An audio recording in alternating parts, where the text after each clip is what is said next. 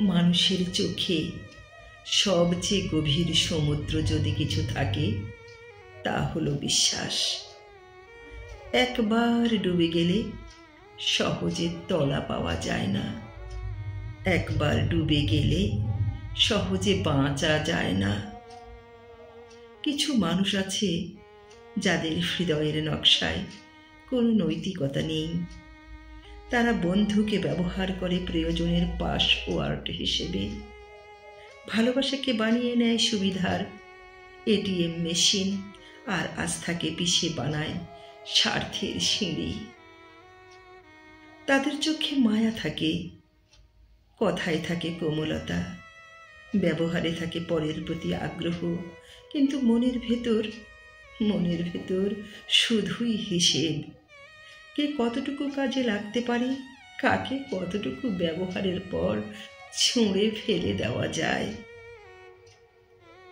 বিশ্বাসে আঘাত লাগলে কষ্ট হয়, কিন্তু শিক্ষাও তো হয়। কারণ জীবন বুঝতে শেখায় সব সুন্দর সুন্দর নয়। মানুষের মুখের আড়ালে আর একটা মুখোশ থাকে। সব মিষ্টি শব্দের অর্থ সুমধুর হয় না।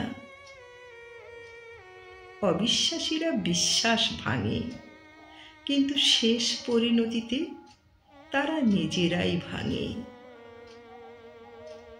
কারণ প্রতারণা দিয়ে জীবন সাজালেও রাতের বেলায় নিজের বিবেকের দরজায় টোকা পড়ে, অনুশোচনার অন্ধকারে ডুবে যায়, কিন্তু তখন ফিরে আসার কোনো পথ খুঁজে পায় না।